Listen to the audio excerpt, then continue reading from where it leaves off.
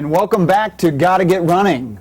We are a remote location this week, we are in Pacers Fairfax, and happy to be joined by running legend Jeff Galloway. Great to be here. Jeff, thank you for being here. Jeff has just done a seminar here at the Pacers Fairfax store, and we're going to get to know Jeff a little bit more, and we're going to talk a lot about running and the upcoming fall marathon season that I know a lot of people are getting ready for, and get some background on Jeff. So Jeff, we'll get right into it, and I wanted to talk about some of your running history, and then we'll talk about a lot of what you're doing now these days with all the books that we have lined up here. Talk about your running. You were an Olympian in 1972, is that correct? I was, but before that, at age 13, 1958, when I started running, I was a fat kid and lazy, and I was forced that year to choose a sport after school because of a school requirement. I fell in with a group of kids who actually liked to run. And they told jokes, we got to know one another, we argued, and at the end of the day I felt better than I used to feel all week long. And within 10 weeks I got hooked on running and have been hooked ever since.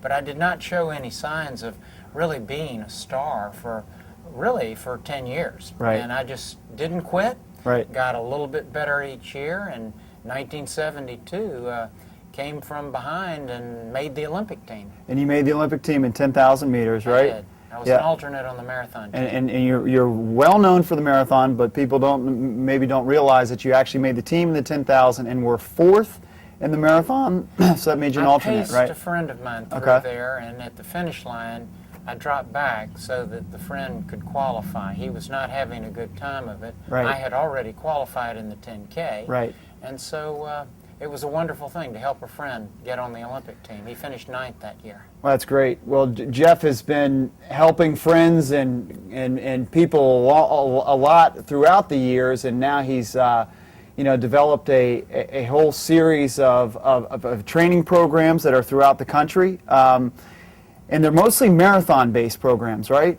Actually, it's now at least half marathon. Okay. Because of the great surge in interest Sure. in there.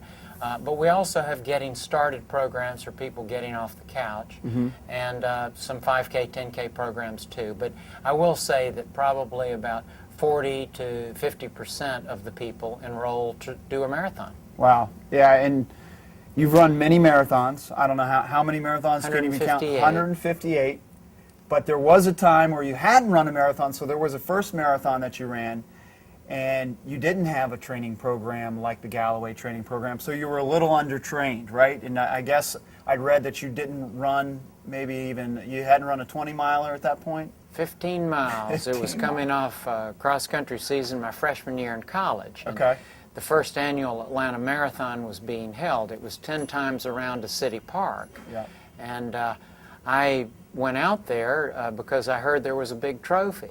Sure enough, there was. I had never won a trophy, so this was my big chance. Well, after looking over everyone who had entered right before the start, I really felt I could beat each one of them. There were only 9 others there, so I was the 10th. And then just as the race director was about to start, this really experienced, ancient marathoner showed up. He was 31 years old. Right. And I knew I couldn't beat him. Right. And sure enough, he just ran out of sight within the first half of the lap around the golf course there. And I was planning to just drop out after 15 miles, get in a long run. Well, when I reached that point in the course, went by the race director, said I was quitting. He said, "Look, you're in first place." I said, "How can that be?" He said, "Well, Ken Wynn dropped out 2 laps ago." So anyway, I continued and struggled badly, hit the wall at 18 miles, and it wasn't pretty. But I won my first trophy. Wow, that's great. And didn't want to do another marathon for 2 years. Yeah. Well, you were obviously a very successful runner, competitive runner, but I really think you've made your mark after. Would you say you made your mark after running? Certainly. Competitively with doing many things, the first of which was you owned the first running store, is that correct? Talk a little bit about that. As far as we know, it's the first exclusively running-oriented store, retail store in the United Wow. States, maybe in the world, that has been continuously run since 1973. Since 73. Wow. And where's the store? Atlanta, Georgia. So it's Philippides, right? Philippides. Yep. And it's still existing, and there's a couple stores still? We have 2 stores, yeah. That's great. So along with that, we see all your books here on the table. So you do a training program that has been widely successful and is across the country, probably across the world, and it's the Run, Walk, Run training program. So let's get into that and talk a little bit about how you developed that and why it works. Well, our Galloway, the Run, Walk, Run method started in 1974 when I was asked to teach a course in beginning running at Florida State University. Okay. None of the people in the course had been doing any running for 5 years, so I knew there was going to be a lot of walking. And we used varied strategies of run, walk, run, seat of the pants stuff, the first class that we did. But every one of those beginning runners finished either a 5 or 10K 10 weeks later, and there were no injuries. And the no injuries thing is what really surprised me. And I realized even then that it was the walk breaks that kept them from getting injured. And when I started doing our other training programs for 5K, 10K, half and full marathons that began the next year, we used Run, Walk, Run. And we've been doing that now for more than 36 years, but we have an over 98% success rate. Wow. And because you insert the walk breaks from the beginning, you never have to be out of commission. Right. You can carry on your life, you don't have to get injured, and believe it or not, veterans tend to improve an average of more than 13 minutes when they insert walk break, the right ratio in there. Veteran marathoners. Wow, Yeah. that's a great statistic. Now, is it because it's more mentally palatable, or is it because there is the physical part of it that makes it more conducive for the long race, the half marathon or marathon? The bottom line is muscle fatigue. If you use a muscle continuously, it will break down sooner. We're basically piggybacking off the interval training concept. You can do a much higher workload if you have a rest interval. Gotcha. Our rest interval is a walk break. And a lot of experts in physiology believe that the human body was only designed to run somewhere between 200 meters and a mile, you know. And if you keep putting the walk breaks in, you keep erasing the fatigue, so you reset the fatiguometer, allowing practically anyone in our society to finish a marathon, feel good, celebrate that evening, and not be injured. Wow. Well, we get a lot of people in our store that say, you know, I'm just not a runner, you know, and, you know, how do you respond to that? Can you turn that person who doesn't think they're a runner, my knees won't work, or, you know, I don't have the wind for it, you know, how do you respond to someone who says that? Well, I have helped over 300,000 people now over the years either get into running or improve their running. Right. Now, out of that 300,000, probably 100,000 were getting off the couch. Sure. And a high percentage of those had similar statements. I am not a runner. I tried it, you know, my knees hurt, my back hurt, whatever it was. And I say, well, have you tried running for 10 seconds and walking for 50 seconds? Right. And almost everybody says, well, yeah, I can do that, but is that real running? And I said, if you believe it is. Right. And the point is that our bodies are designed to adapt to running if we don't do too much. And then if you will allow yourself to gradually increase with rest between the stress workouts, the body gets better and better, and you can go farther and farther without having breakdown. Wow. So we've got a lot of customers and runners out there watching who are probably doing their first marathon. So can you give me a specific training regimen that they could expect if they went and trained with your Galloway group? Is it, you said the 50 seconds of running, 10 seconds of walking, is it something like that? Or give me a specific example what it is. Well, there are several unique elements of the Galloway program. The first one is that we use a magic mile time trial to sort people very accurately into appropriate pace groups. Okay. So the greyhounds are running with the greyhounds, and the snails are with the snails, and you know, whatever. Right. So within these groups, we can tell people what run, walk, run ratio they should be using. There's no guesswork here. Right. because we've had so many people go through this successfully, and we Right. know how to avoid the bad stuff. Right, right. So in these pace groups, people bond together, they have fun, and because they're taking walk breaks, they can tell jokes, Right. they can share their life stories, Right. their lifelong friendships that are forged in every Right. single pace group. And the bottom line is, because they don't get injured, they want to do it again. So Right. many people say, well, this is on my bucket list, I'm going to Right. do one, and then I'm going to hang up my medal and t-shirt, right. and they don't do it Right. because it empowers you psychologically to do so many other things in your life that you never thought Right. were possible. Yeah, and running is thought to be an individual sport, but how important is that team aspect or the group that you have all across the countries that meet every Saturday or Sunday mornings for the long run? How important is that aspect of it? Well, I just finished a book called Mental Training, The Key to Motivation. And the number one factor in being motivated, as I discovered, is having another person or a group to go with. The chemistry that is genetic, Right. as you bounce ideas and energy off one another, pulls you along and gets you out there on the days when you wouldn't get out there otherwise, Absolutely. and keeps you going on those days when you just don't feel up to it, and allows you to accomplish goals that you never would have done if you hadn't been a part of that group. Right. Some of the other elements, though, that we do differently in Galloway, we get people all the way up to 26 miles Okay. or 14 if they're doing a Doing a half half, marathon. okay.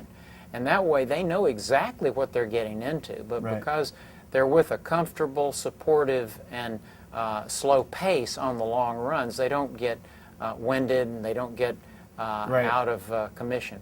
Right. So if I'm doing the Galloway program, I can expect to go up. If I want to do a marathon, I can expect to go up to the 26.2 distance beforehand, so I'll be prepared for it in race You day. will have gone Yeah. the distance, Right, and right. both mentally and physically, you are Right. ready to go. Right. You did mention about the mental boost that people get when they take walk breaks, and that's a definite, because Right. if you keep resetting that fatigue from the beginning, you will tell yourself, even when you're tired, well, I know I can go 30 more seconds, or 60 seconds, or 2 minutes, whatever it is that you have as your run-walk-run ratio. Right, right. So you've got 20 books out there, great books. I highly recommend. I was reading through the 100 question. What is it? The 100 most frequently asked questions. It's actually over 130. Over but 130, yeah. It's marathon FAQs, Yeah. most frequently asked questions, yes. I'd love to know a couple of the most frequently asked questions and answers to those frequently asked questions. Well, they usually relate to problems. Why do I hit the wall? Why do I hurt? And the answer to most of these questions, challenge questions, is you're simply not taking the walk break soon enough or often enough. And once people get that, which they usually do the first time they try it, they feel so strong at the end that they use that for the rest of their lives. Wow. But the big benefit is that they're the ones that are passing people at the end of the race Right. instead of getting passed. Right. Everybody knows that feels much better. That's much Yeah, better. Yeah. How about a question that isn't in the book that maybe you think should have been asked? Well, that comes out of my newest book, Okay. the mental training book, and that was a tremendous growth experience for me. I had been using mental training techniques for 30 years, but I didn't know why they worked. They worked. I Right. didn't know why. I went into the research on how the brain operates and why people are motivated, and it is very simply related to stress. As the stress builds up on you through life, or more particularly through your exercise, the reflex brain, which is that subconscious part Right. of us, will actually produce negative attitude hormones to get you to stop. It does this Oh, yeah. subconsciously. I start doing that at late stages of the marathon for sure. The Yep, key yep.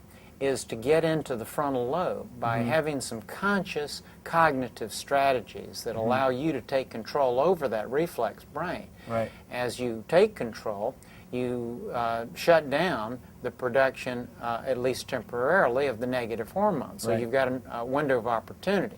And then as you apply positive strategies through mantras and successful ways of turning the mind around, then you start producing positive hormones. Right. These hormones are produced every minute of the day, and they lock into receptor molecules on the surface of billions of cells throughout the body and send their messages then back to that reflex brain.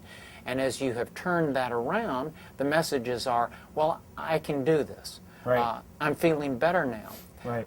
I know that I'm going to go faster. And all these things are just positive things that each person has control over over their destiny if they will just take that conscious control. That I think I could apply to my own run. So let's make it about me for a second here. Sure. Yeah, I just ran the national marathon, and Congratulations. Thank you. It's my 15th marathon. I didn't get the time that I wanted, and like probably many marathoners, I had diminishing returns in the second half, and the mental stuff that you're just talking about totally applied to me because I started getting those negative thoughts in my head. Very common. So I run under a 3-hour marathon, and I don't see many people in my range applying your techniques. Growing number. Okay, yeah. The fastest is a guy that improved from 233 to 228, and the only thing he changed was putting a walk break in every single mile from mile 1 all the way through. How long was his walk break? It was 20 seconds. Wow. But 228? I've heard from over 150 people that have broken 3 hours by putting the walk breaks in who could not break 3 hours when they ran continuously. Wow. So it applies across the board.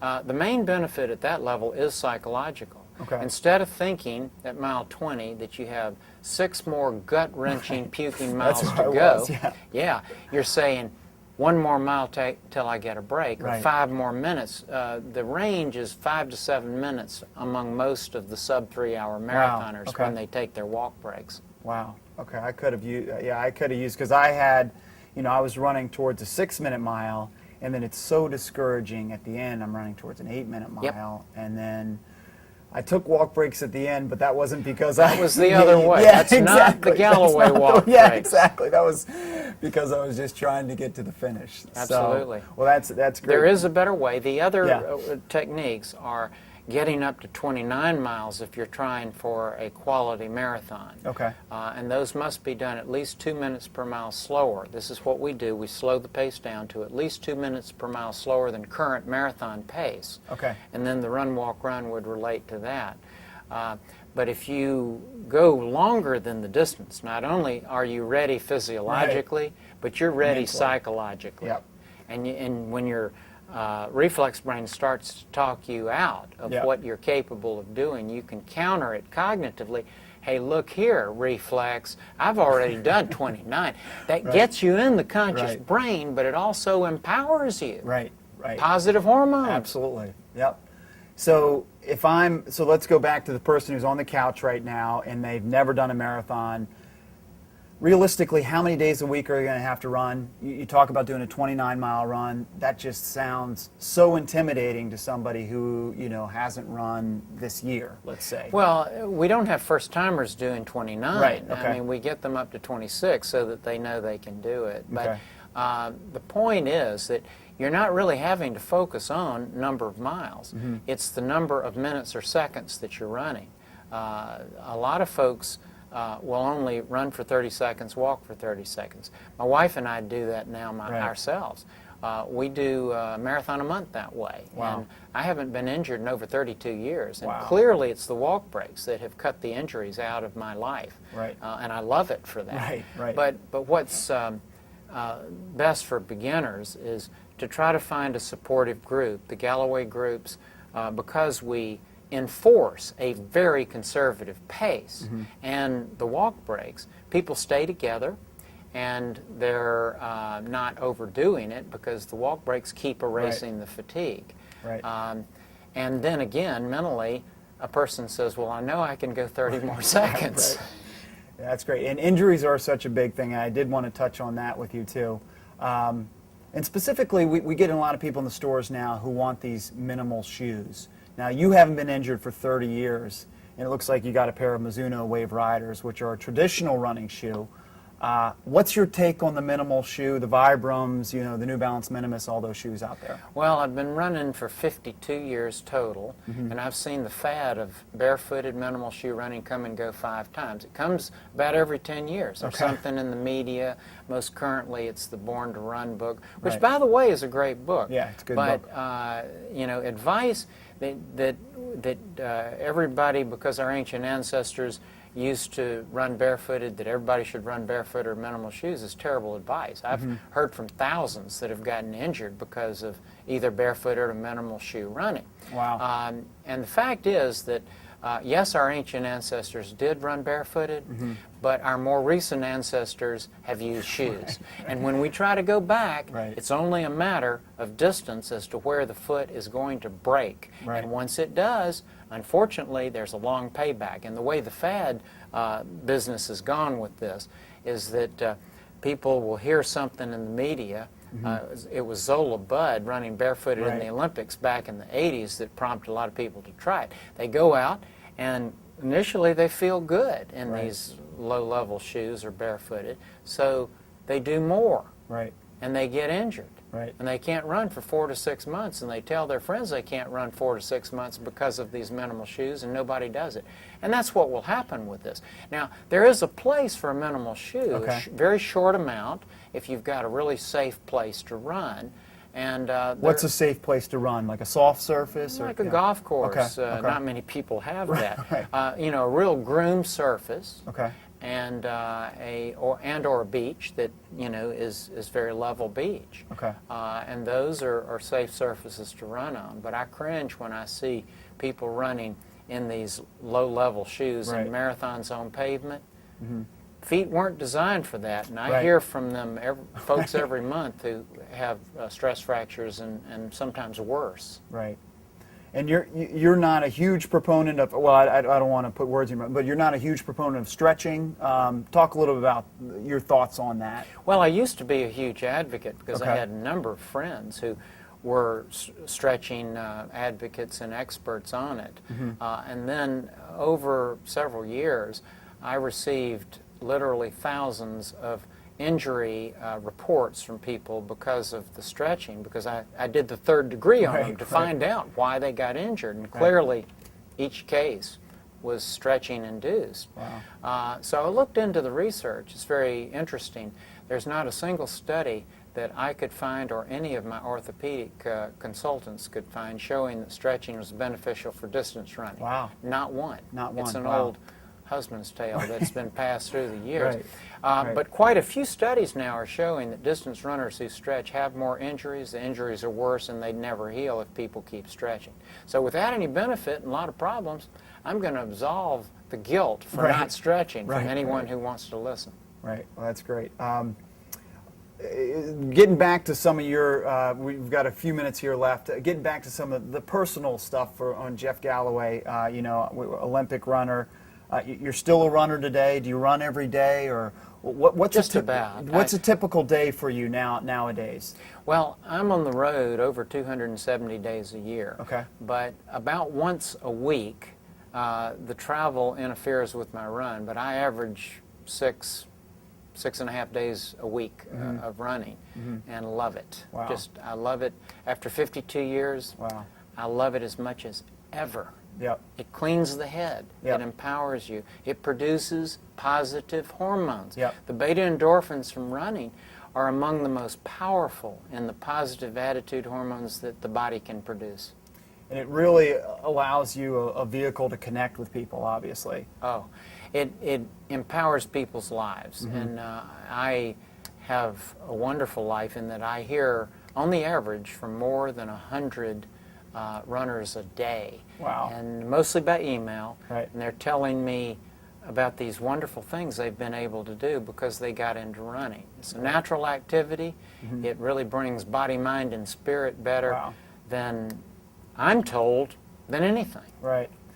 Could you share the story about you connecting with your dad and running that last race with him? It's a wonderful experience for me.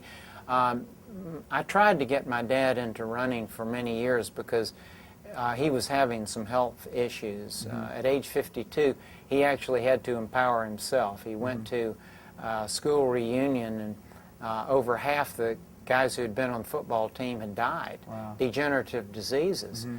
He got into it and just loved it. But we had never run a marathon until he was 75 years old. His first marathon at 75? Wow. No, it wasn't his first. Okay. He You run had never about run 20, together. but we had never run together. Gotcha. But it was our first marathon that we ran together, in the Wow. Boston Marathon. Wow. That is the marathon I Wow. will always remember for Wow. the rest of my life. Wow, that's amazing. Even when you were running faster, and what's your marathon PR? 2:16. 2:16. So even running that 100th Boston was the most memorable. Wow. And of course now I'm the official training consultant for the Run Disney series. Yep. And those events are wonderful because you see mothers and daughters and fathers and daughters and sons and all types of friends that come together for these Yep. events and empower one another. Yep. It's a really neat bonding experience. So where else can we find you?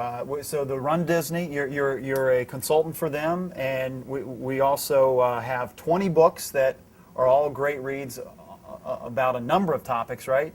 JeffGalloway.com. Okay, JeffGalloway.com. And, there's a free Okay. newsletter Okay. that actually has the updates on all of these things. The Galloway training program is a system, so it gives each person control over their destiny. Okay. I have spent 40-some years teaching people this, and we've now got something that can keep people injury-free, and we're so proud to help people. That's great. Well, we've got a great program here in the D.C. area. JeffGalloway.com. Thank you so much, Jeff. I So really great to be appreciate here. You're doing a appreciate great you. job. Yeah, thank you. Thank you so much. That's got to get running for this week. For Jeff Galloway, I'm Chris Farley. Phil Hargis behind the camera there. Thanks, and we'll see you next week.